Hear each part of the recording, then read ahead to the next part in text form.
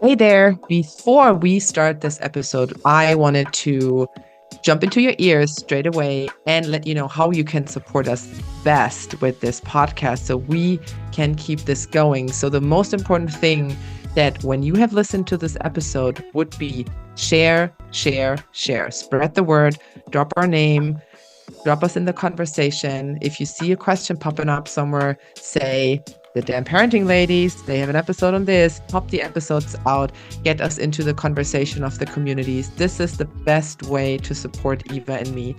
And give us a like on Spotify, give us a follow, jump over to Instagram, Damn Parenting Podcast. Make sure that you spread the word about what you like, why you like the episodes, and that you spread the knowledge that we are putting out there so it can be heard and received by everyone who needs to hear this. And this is what I just wanted to drop with you before now you can enjoy them chat or an expert episode. So let's see what's going to be on.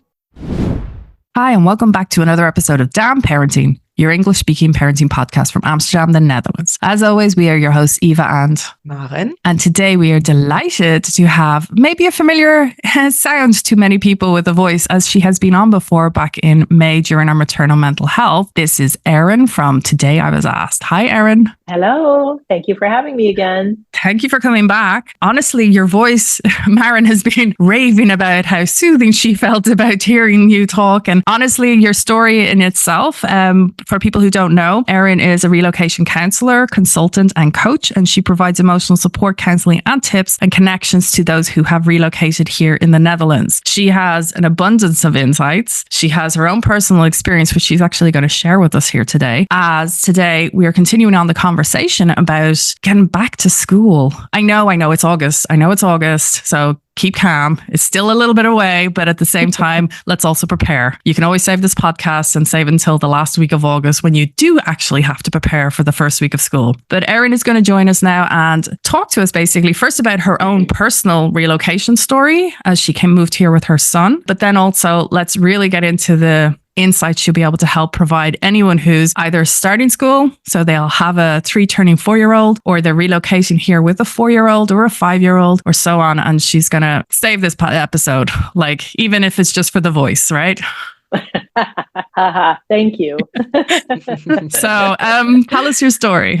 Yes. So my family and I moved here about 7 years ago. My husband is an American and we relocated here for his job. Our son at the time was just over 4 and we came in April. We actually moved here April 1st. We had made some decisions about school prior to that and we landed on a Dutch school. And so he started school the end of April. Yeah, it was exciting and terrifying.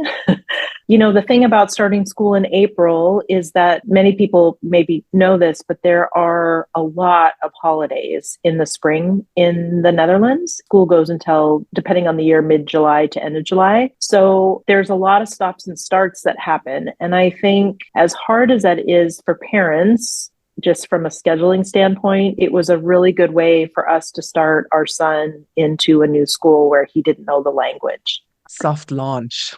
Yeah, exactly. Totally a soft launch, even though it felt very hard.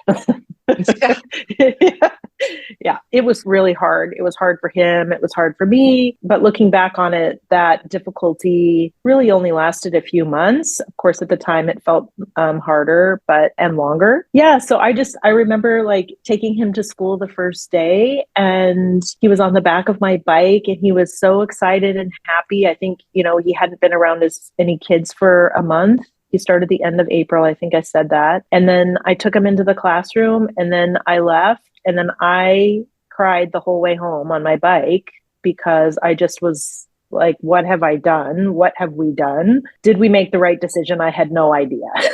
I just didn't know. It was just very emotional. And then subsequent years after that, I saw that happening with other people who were dropping their children off. So it's a normal reaction. Yeah. Anyway, so he started in group 1. He was in group 1 and 2 for 2 years. 2.5 years because of the way his birthday landed. He actually had a really good base starting time. I think it was good that he ended up being in this classroom for 2.5 full years before he transitioned to group 3. And he had no So, Dutch none. knowledge whatsoever. No, Was he none of us did. excited or scared, or how did that work out?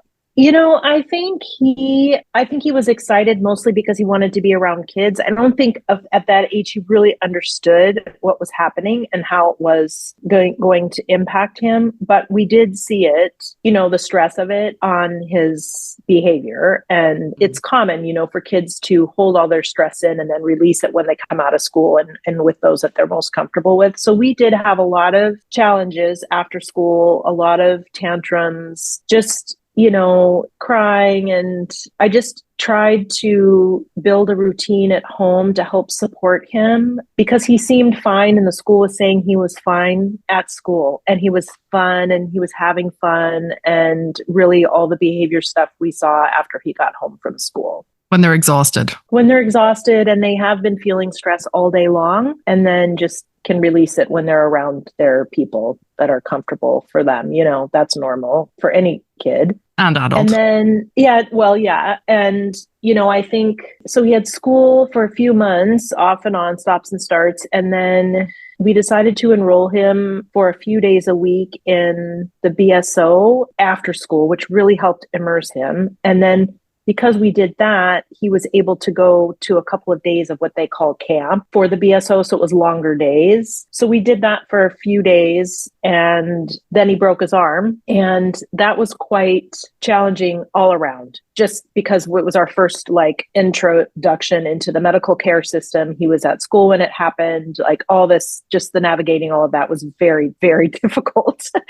And then about 3 weeks into his broken arm, he started expressing himself in Dutch. And that's when I knew that the language had sort of been sinking in. And I was very surprised because this was 2 months after we had been here. And then when he went back to school in the fall in group 1, I guess it was still for him then, he had switched to Dutch and was able to communicate with his friends in Dutch. So it happened very fast. I know that's not true for everybody, but he was young enough where it really worked for him. It's this famous saying, your growth is where your fear is. So you being, it sounds anxious and very nervous about this whole situation. Was your mechanism then to really jump in and really latch onto the school and here I am, let me also dive into? Or was it more, okay, I'm going to stay away and I'm going to go when I feel more comfortable? What was the process there? Oh, that's such a good question. So I think that I came with a little bit of rose-colored glasses on. I was very excited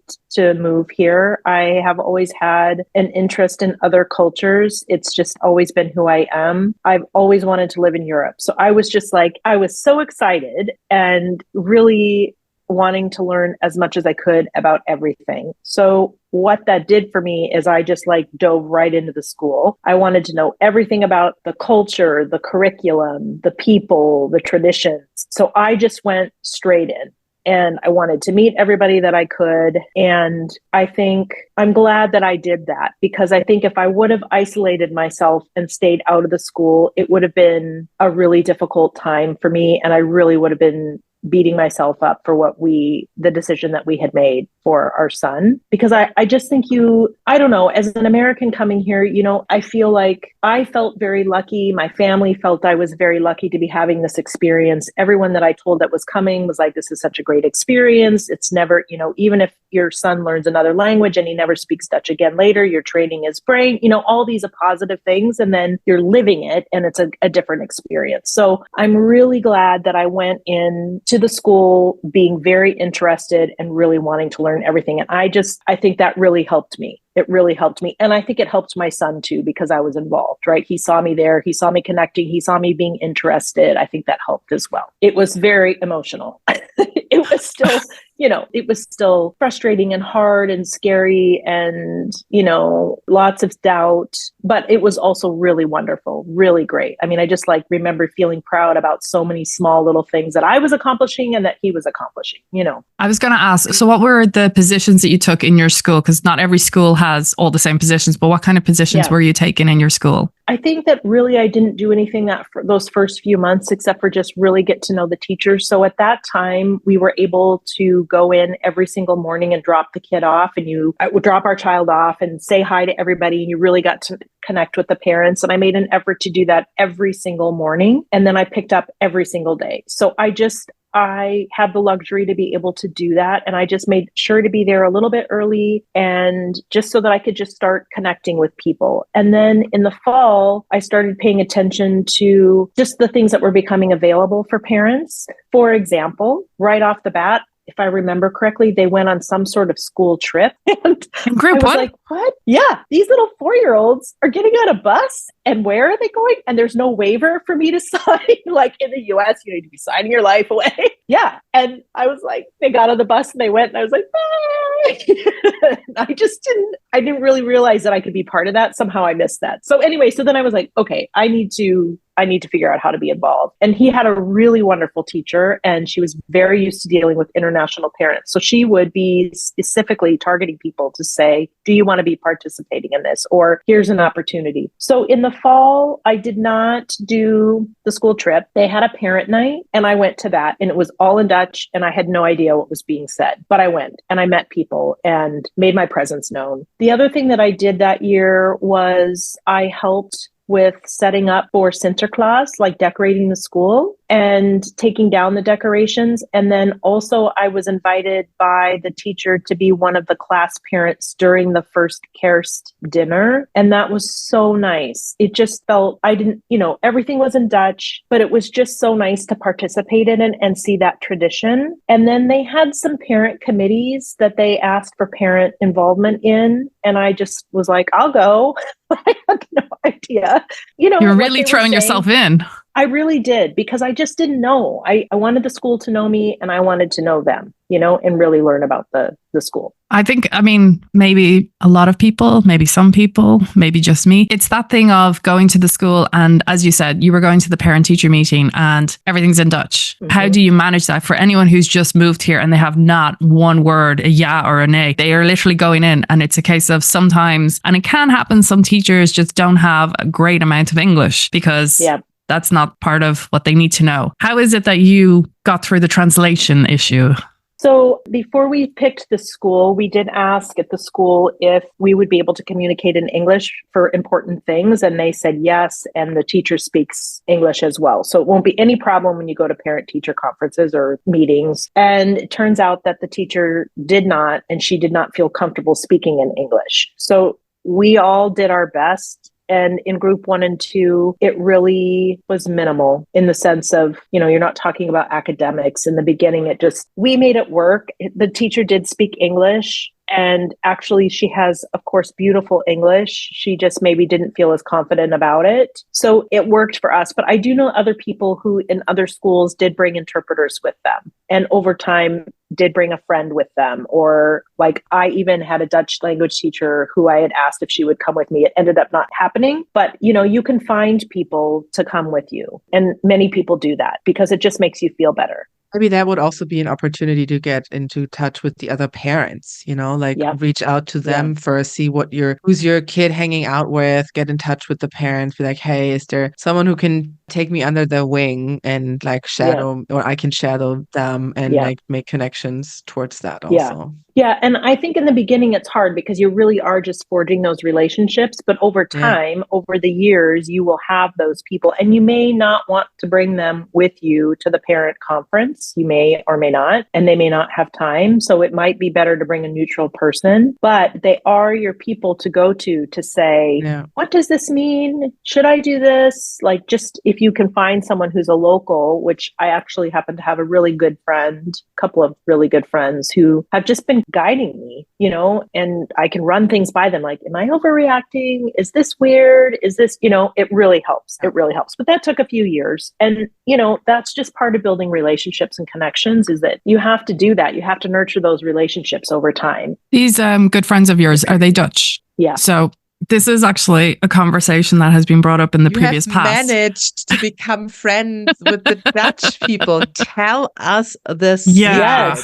What did you do? Well, I think I will say this. I'm at a Dutch school, and a lot of the people there are internationals. And I don't know. I think you have to nurture those relationships. You have to just keep connecting with them and saying hi and asking about their kids. And I think it can be intimidating because maybe I know for me, I feel like crappy because I don't speak Dutch and I'm terrible at it right now, and I've been here for blah, blah, blah, anyway. But I think over time, people just get connected to you and they warm up, but you have to nurture those relationships. And it may be that you have to make the effort, because I think going anywhere as an adult and making friends as an adult is difficult. Look, I moved as an adult several times in my life, and making friends was always the hardest part because people are connected into their own community and everyone is busy. So nurturing those relationships, setting up play dates, but also invite the parent for coffee, either at the beginning or the end. And that also is an interesting part of the culture here. I think when you do play dates, often parents just drop off and leave. And at least when I came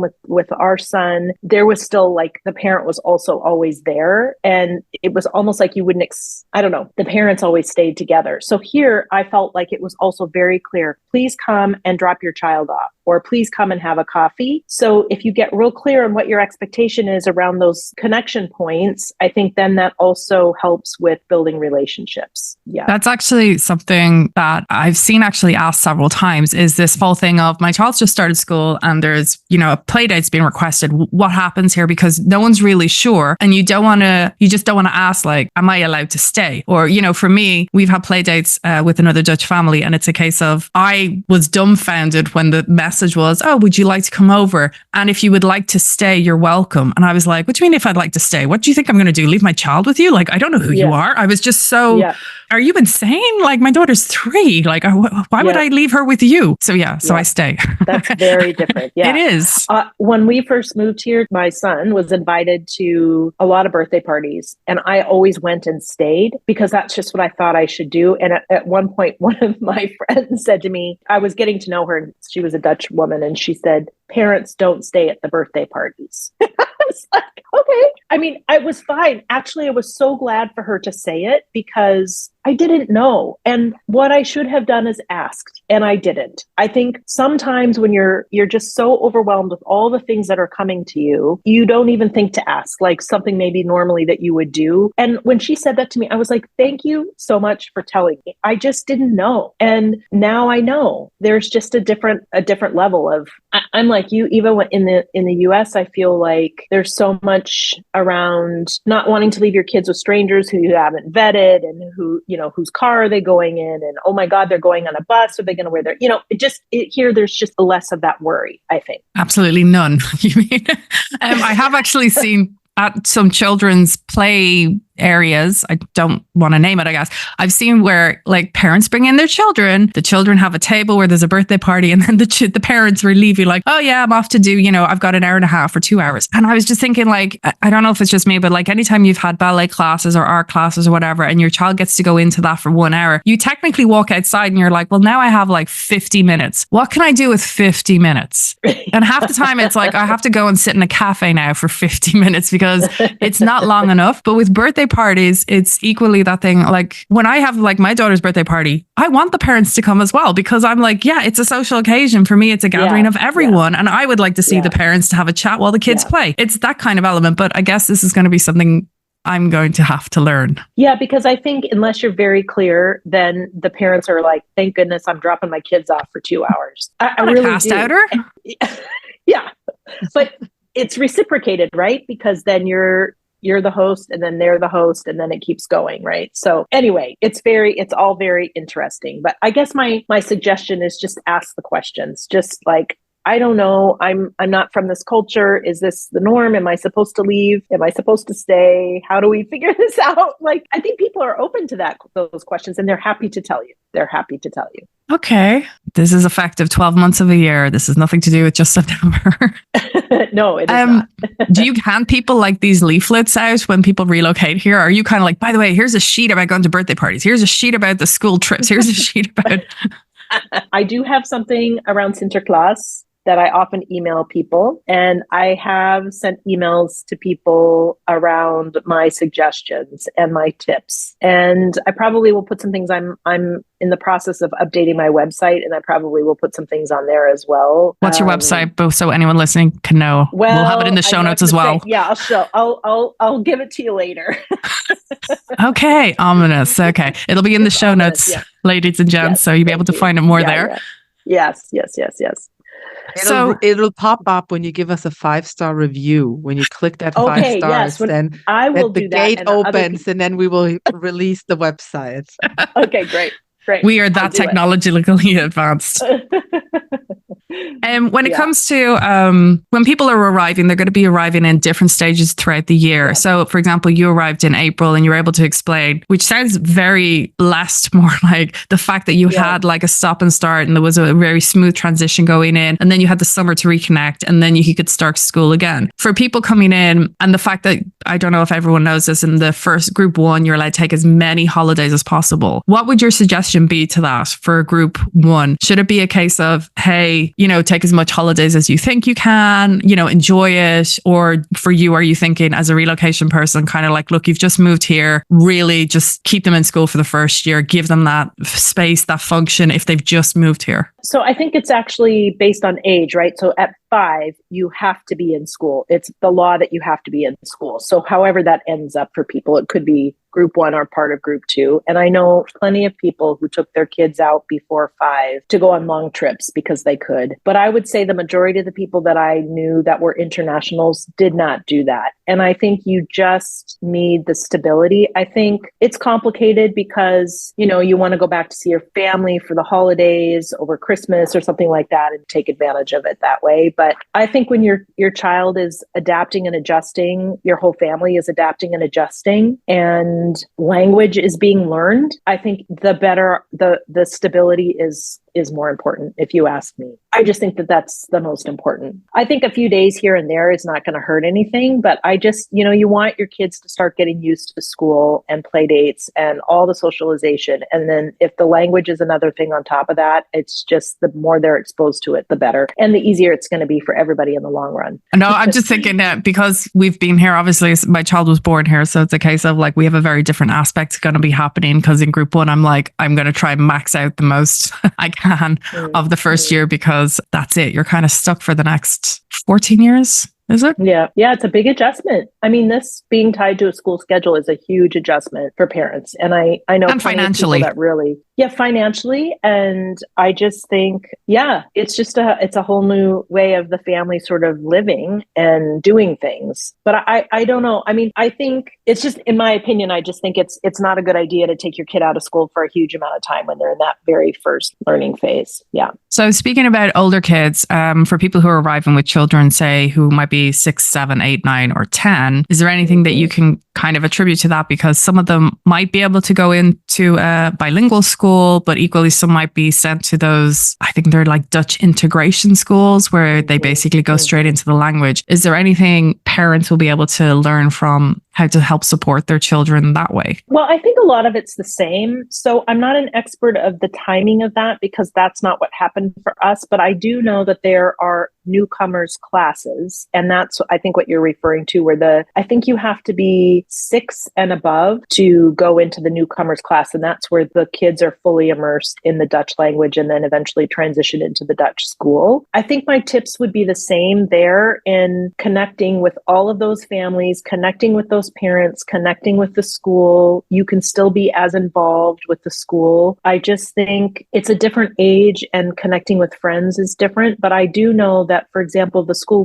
my son is at, I think there's 2 newcomers classes. And that's a really nice way for kids to bond with each other because they're all sort of in the same situation. And in already particular, in the school that they're going to then? Not necessarily. Okay. The newcomers classes are not necessarily attached to the school. The school has to have space for those kids. So there are some kids that go to a newcomers class, let's just say at the school we're at, and then at the end, depending on what grade they're going to transition into, a level they're going to transition into, they may have to go to another school. And that's common, I think. Because that's what I'm just wondering is like when you would connect with the parents in that setting, and then you're all going to different schools, and you would have to restart that whole process again. Or if you know, I mean, you could probably, if you know already what the school after is, then parallel drive and be there a little, like get integrated and then make the transition. But that's another challenge. I think that is another challenge. And also I would still encourage people, even if you don't know if you're going to be at the school for a year or for the rest of their primary school time, still connect. Because if you don't do that, then you're going to get in the habit of isolating and saying, oh, well, it's not worth it, or I'm going to meet people and I have to leave. I think you don't want to get into that mindset because then you could very easily just keep doing that. And we're all living in such an uncertain time. Many people aren't sure how long they're going to be here. My best advice is just connect. You don't know what's going to happen in a year,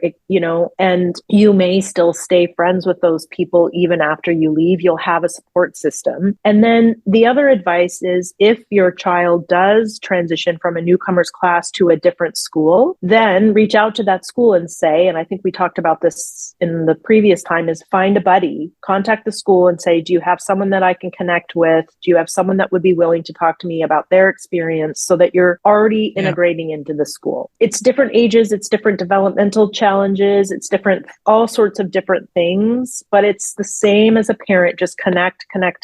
And also I think that you can also help your kids with connecting by establishing play groups. I think part of the culture here is that kids, the Dutch kids in particular, are very good about coming out of school and saying, Dad, I'm going to whoever's house today. Okay. And the dads are like, okay. Or the moms are like, they just sort of coordinate it. But in the beginning, it's, I think parents can really help with facilitating those play dates and connections. And then you're also building your own network as well. And it may be that you end up in a different school, but you're still connected. Well, I just want to say thank you for the first part that you were mentioning there about making the effort, even though you don't know how long you're going to be here, because there's a lot of people that have actually moved here with a 4 or 5 year contract. And then they ended up loving it so much that they were like, oh, well, we'll just stay. But because of the lack of effort that they put in, no language, or they might have just put their child into international school. So there's a real lack of any Dutch integration there. Yeah. It's just really elongated the whole process of, okay, now we're going to do it. And by that stage, there's a different mental shift that you're now going to have to take. So I think that's a great tip for anyone and everyone, that no matter what stage you're moving here for, even if it's a 2 year contract, it's always going to be worth it. And at the end of the day, you're going to be making memories and connectivity with, different people, different perspectives and different cultures. Yeah. And it's, it's a lot about being mindful and just being in the moment. We hear a lot about just being in the moment and not thinking. I mean, of course you have to plan, you have to think about what the future is going to be like. But I think if you get, should I buy, this is one of the things that I say a lot. Should I buy the plant? I don't know if I'm going to be here. It's like, buy the plant, because you don't know. You don't know. And if you just keep saying, I'm not going to do it because blah, blah, blah, then you're just never going to feel satisfied. And you're always going to be thinking, oh, this is, you're just going to sort of have one foot here and one foot not. And that's fine if you want to live your life like that. But I think that also lends to some sort of feelings of unhappiness, the isolation, the feeling disconnected. Okay. Well, I mean, being rooted, like, yeah, it's like you're not rooting anywhere. It's like you're always afloat. Exactly. And if you modeling that energy towards your children, then they have a harder time. If they, I don't know, it could be something easy as like, are we going to put wallpaper up, or are we going to change the color of the room? And then they want to have their room color changed, but you're like, we don't know if we're going to stay here. Looks like not. And then you constantly portray that feeling towards them. And then they're going to be like, oh, well, I don't know if I'm going to go on that play date because I might not see that kid. Exactly. So. Yeah. I think the thing that's so important is to remember that anxiety is passed on, right? So if you are feeling anxious, If you're one of the tips that I always give to people when they get ready for school, practical tip, keep your own anxiety under control. Get everything ready the day before. Plan for lunch, plan for everything. Don't rush out the door, because all that anxiety that you're feeling and generating is only going to be transitioned. And you don't want to start a new school. You don't want to start a new school day with that sort of anxiety feeling. The kids are going to pick up on that. So again, we talked about this before, that I think it's super important for parents to really figure out their own feelings in this, their own emotions, what they do to support themselves with their own anxiety. I'm on a mission to get people to move more. So go for a walk, find something that's going to just get you taking care of yourself a little bit to help manage a lot of the stress that's going to be happening, because you are going to pass it on if you don't manage it. And also, it's like your child reaches for help to you. Mm-hmm. So you also need someone that you can reach for help to, if it's outside, or you get a counselor, a coach, a therapist, whatever, or just a friend, a neighbor. Like, you also need someone to latch onto, because you will be the person that your child has to look to, and they have to build up their own network. Yeah. And the other thing, I kind of can't emphasize this enough, even small connections can really make a difference in our mental health. So if you go to the school and you are on the playground for 10 minutes and you're chatting with other people and you're getting that good energy and you're sharing with each other and commiserating with each other, that 5 minutes can really make a difference for you as a parent. And if you do that every day, 5 days a week, in the morning, at drop off, look, you've already got this really great network of people in supporting you. You're connected into the playground. You feel like you're part of the school, the parent group. All of those things really can make a difference in how you feel about your experience as a parent. So again, I just can't emphasize connecting enough. It's just, you're better off being connected than being alone and isolated. And with that, we're going to say thank you so much for joining us. You can find Erin on Today I Was Asked, and you'll see her mission to keep people moving is basically her videoing her feet as she keeps walking around, as she does these walk and talks. And it's definitely something beneficial. And I think it's a great thing just to keep in mind, as well as just mission to move. I think it's a really great thing. And that's the great thing about a podcast, is you can listen to it as you walk, right?